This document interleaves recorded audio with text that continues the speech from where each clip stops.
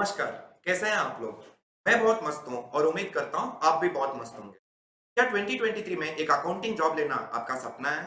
या आप ऑलरेडी कोई अकाउंटिंग जॉब में हो और दूसरा अकाउंटिंग जॉब शिफ्ट होना चाहते हो, वो सैलरी हाइक के लिए?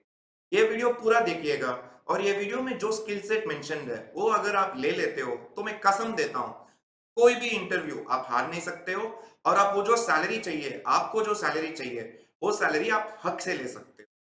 चलो स्टार्ट करते हैं बिना कोई टाइम वेस्ट किए। Sir, how to get my dream accounting job? Dream accounting job वो होता है जहां आपको काम करने में भी मजा आ रहा है और जो सैलरी आ रहा है उस सैलरी से भी एकदम आराम से खुश से जी रहे हो, वो होता है ड्रीम अकाउंटिंग जॉब। तो ड्रीम अकाउंटिंग जॉब लेने के लिए क्या क्या करना पड़ेगा, क्या क्या नॉलेज चाहिए? सिर्फ बेसिक कॉलेज स्कूल वो बस नहीं होता है आज के जमाने में।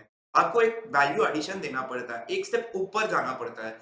तो बाकी क्राउड से कैसे स्टैंड आउट रहे, वो हम देखेंगे इस वीडियो में। सर, सबसे पहले स्किल सेट आपको चाहिए। Skill skill and skill. आप सब सोच रहे होंगे एक क्या अकाउंटिंग जॉब ड्रीम सब बोल के केजीएफ का डायलॉग बोल रहे हैं। स्किल स्किल एंड स्किल भाई, एक ही स्किल नहीं होता है, बहुत सारे स्किल्स होते हैं। तीन प्रकार के स्किल होते हैं जो आपको जरूर लेना है। वो है technical, practical and communication. Sir, technical skill क्या होता है? Technical skill core accounting knowledge, basic accounting knowledge. Double entry नहीं, उससे आगे कि balance sheet, P and L, profit and loss सब क्यों बन रहा है, अकाउंटिंग रेशियोज कैसे आ रहे हैं। सर, सिर्फ क्यों बन रहा है तक नहीं, उसका मतलब भी समझिएगा कि कोई डेबिट, कोई एक्सपेंसेस डेबिट हो रहा है, कोई इनकम क्रेडिट हो रहा है, या कोई रिसीवेबल खड़ा है, पेएबल खड़ा है, वो सब क्यों खड़ा है उधर, कहीं और क्यों नहीं है, वो नॉलेज समझने का कोशिश कीजिए। वो लॉजिक अंडरस्टैंड करने का कोशिश कीजिएगा। दूसरा स्किल आपको चाहिए practical skills. Sir, practical skills वो होता है, अगर कोई इंटरव्यू में जाते हो तो आपसे मांगते हैं ना एक्सपीरियंस कितना है, तो एक्सपीरियंस जो है वही है प्रैक्टिकल स्किल्स। सर, मैं फ्रेशर हूँ, मैंने पहले ऑफिस में इतना काम नहीं किया कि मेरे को प्रैक्टिकल एक्सपोजर आए, मैं कहाँ से करूँ? पहले आप जो भी नॉलेज रिलेटेड काम है वो सब आप यूट्यूब फ्री रिसोर्सेज से देख लीजिए।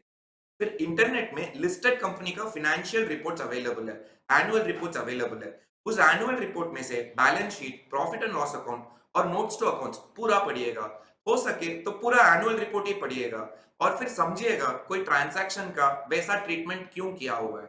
और ऑनलाइन में बहुत सारा पोर्टल्स है जहां पे बहुत सारे अकाउंटिंग टैक्सेशन के सवाल दिए गए हैं। उस सवाल का जवाब देना कोशिश कीजिएगा।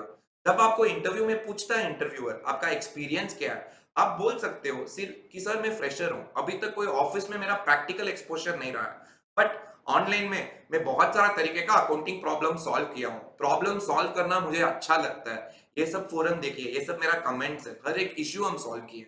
तो ऐसे बजा के उसको आप ब्रिज कर सकते हो।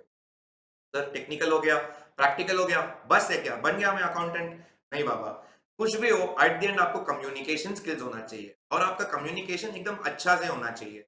इसमें बहुत सारे बच्चे मुझे पूछते हैं, सर हम हिंदी मीडियम से पढ़े हैं, हम इतना इंग्लिश बोल नहीं सकते हैं, हमको शर्म आती है बोलना, क्या करें? तो सर, ये समझिएगा अकाउंटिंग जो सब्जेक्ट है ना, वो अकाउंटिंग ही एक भाषा है, उसी में एक भाषा है कि जो डेबिट है, दुनिया में कोई भी भाषा ले लो, डेबिट डेबिट है, क्रेडिट क्रेडिट है। जो अक्रूवल या ये सब आ रहा है, ये सब टर्म्स को आप यूट्यूब में कुछ वीडियोस देखिएगा और समझने का कोशिश कीजिएगा कि आप जो हिंदी में टर्म पढ़े हो और इंग्लिश में क्या टर्म है। तो हिंदी में आप जब बोलते हो सिर्फ वो टर्म इंग्लिश में यूज कर लीजिएगा कि सर ये डेबिट हो रहा है, ये क्रेडिट हो रहा है, इतना पेएबल्स है, इतना रिसीवेबल्स खड़ा है। इसमें आपका काम इजीली मैनेज हो जाएगा स्टार्टिंग में कि सर इतना बस है, इतना एक हद तक एक स्टार्टिंग लेवल के लिए बस है। बट आपको एक इंग्लिश का कोर्स लेना पड़ेगा जहां आप इंग्लिश थोड़ा बहुत समझ पा रहे हो और इजीली कॉन्फिडेंस के साथ बोल पा रहे हो।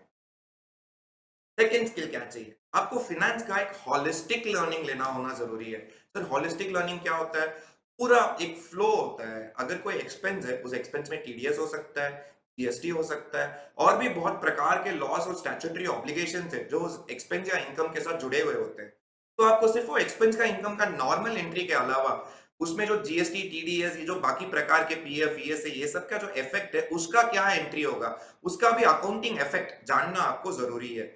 मैं ये नहीं कह रहा हूँ पूरा पीएफ एक्ट पढ़ो, ईएसए एक्ट पढ़ो कि बैंकिंग एक्ट पढ़ो, पढ़ सकते हो तो बहुत अच्छा है। वैसे ये सब 20-30 पेज के छोटे एक्ट्स ही है, बट इस एक्ट का क्रक्स समझो, उसका अकाउंटिंग में क्या इफेक्ट होगा, वो उसका नॉलेज होना एकदम इंपॉर्टेंट है, बहुत जरूरी है। क्योंकि आपसे जो सवाल पूछे जाएंगे वो यही पूछे जाएंगे कि क्या आप टीडीएस जानते हो क्या? आप टीडीएस जानते हो, सिर्फ सेक्शन जानने में हाँ नहीं बोल सकते हो, आपको उसका अकाउंटिंग एंट्री भी आना चाहिए, उसका पेमेंट्स मंथली ड्यू है, उसका रिटर्न्स क्वार्टरली है। ये सब आप बोलते हो तो आप इंटरव्यू इजीली क्रैक कर दोगे। सर इसके बाद क्या नॉलेज चाहिए? बस सिर्फ और नॉलेज चाहिए? आपको up to date knowledge in information systems चाहिए। इंफॉर्मेशन सिस्टम्स क्या होता है सर? इंफॉर्मेशन सिस्टम्स होता है कंप्यूटर, जो latest software and tools available है, उसका आपको नॉलेज लेना है। फाइल में एक डॉक्यूमेंट में फाइल कहाँ सेव हो रहा है, वो फाइल को ईज़िली रिकवर करना कैसे, ऑर्गेनाइज़ तरीके से फाइल्स को कैसे सेव करें, रिकॉर्ड्स कैसे सेव करें, डेटा कैसे मेंटेन करें, ये ऑर्गेनाइज़्ड वे सिस्टम में मेंटेन कैसे करें, ये आपको जानना है। इसके अलावा आपको एक्सेल का तो पूरी नॉलेज होना चाहिए। जो अकाउंटेंट को एक्सेल नहीं आता है, वो अकाउंटेंट नहीं कहला जाता है आज के ज़माने में। एक्सेल में ही आपका पूरा बैक पेपर्स, पूरा सपोर्टिंग डॉक्यूमेंट्स मेंटेन होता है। ये नहीं कह रहा हूँ पूरा एक्सेल समझ लीजिएगा, उसमें कोडिंग कर लो, कि उसमें गेम बना लो, ये नहीं कह रहा है। फाइनेंस रिलेटेड एक्सेल का क्या नॉलेज है? बेसिक लिंकिंग ऑफ सेल्स, कैसे addition formula, subtraction formula, sum formula, average formula, analytics में वीलुकअप कैसा लेना, पिवट टेबल कैसा देना, कंडीशनल फॉर्मेटिंग कैसा देना, रिपोर्ट कैसे बनाना। एट द एंड बॉस आप जितना भी अच्छा काम कर लो, जब तक बॉस को पता नहीं चलता है कि इसने इतना अच्छा काम किया है, कैसे पता चलेगा? जब आप एक रिपोर्ट देते हो, डेली रिपोर्ट दो, कुछ भी रिपोर्ट दो, sales report, expense report, process report, जितना रिपोर्ट होता है भाई, एट द एंड अकाउंटेंट के पास ही सारा इंफॉर्मेशन आता है। पूरा ऑर्गेनाइजेशन का फाइनेंशियल डेटा एक अकाउंटेंट के पास ही आता है। तो वो डेटा रख के एक रिपोर्ट बना के आप जब बॉस को दोगे, आपका बॉस भी खुश होगा और बोलेगा ये बहुत काम कर रहा है, इसको तो इंक्रीमेंट देना ही चाहिए। सर ये सब हो गया। इसके बाद आपको practical knowledge in direct and indirect taxes चाहिए। सिर्फ लॉ जानने तक नहीं, उस लॉ का अकाउंटिंग में क्या इफेक्ट होगा, उस लॉ का लायबिलिटीज कब है, उसका ड्यू कब है, वो सब आपको जानना है और उसका अकाउंटिंग इफेक्ट क्या है, ये आपको जानना जरूरी है। सर मैं इनकम टैक्स जानता हूँ, जीएसटी नहीं जानता हूँ, मैं पीएफ जानता हूँ, सर्विस टैक्स नहीं जानता हूँ, ऐसे नहीं बोल सकते। अपने को पूरा पूरा पूरा नॉलेज फाइनेंस का चाहिए। तो ये सब एक्ट्स आप पढ़िए, बहुत सारा यूट्यूब में वीडियोस है, वो वीडियोस देख के समझने की कोशिश कीजिए। मैं ये नहीं कह रहा हूँ पूरा मास्टर बन जाओ, तकलीफ है वो स्टार्टिंग में, बट बेसिक कॉन्सेप्ट समझिए कि आप इंटरव्यू क्रैक कर पाते हो। फिर तीसरा, बस प्रैक्टिकल नॉलेज। सर वापस वापस प्रैक्टिकल नॉलेज ही कह रहे हैं, कि प्रैक्टिकल नॉलेज आएगा कहाँ से? सर प्रैक्टिकल नॉलेज वहीं से आएगा जब आप पहला काम लोगे। एक पहला काम ले लो, अकाउंटिंग रिलेटेड काम। ये नहीं है कि मार्केटिंग में इतना ज़्यादा मिल रहा है या मैकडी बर्गर किंग में और ज़्यादा मेरे दोस्त लोग कमा रहे हैं। वो लोग 10 साल के बाद भी वही कमा रहे होंगे। बट अब अकाउंटिंग जॉब भले ही स्टार्टिंग में कुछ कम सैलरी हो, जो आप मन में सोच रहे हो उतना सैलरी नहीं है, बट एक जॉब ले लो, उस जॉब में जाने लगो। 12 महीना, 13 महीना वहाँ काम करो, वो ऑर्गेनाइजेशन का फंक्शनिंग समझो। फिर आप नेक्स्ट जॉब लो या उसी ऑर्गेनाइजेशन में आपका वैल्यू एडिशन दिखा के आप इंक्रीमेंट ले सकते हो। बट ये सब स्टार्ट होता है आपसे, जब आप पहला काम जाओगे।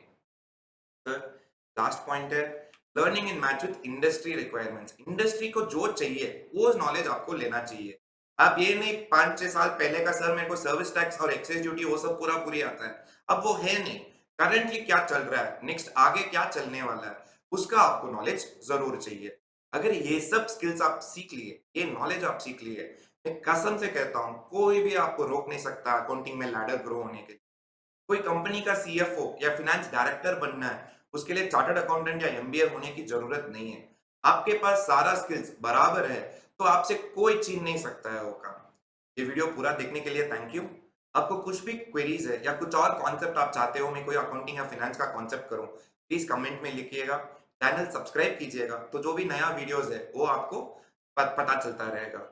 और प्लीज लाइक कीजिएगा, तो हमारा भी इंटरेस्ट बढ़ता है और वीडियोस करने में। Thank you for watching, have a good day.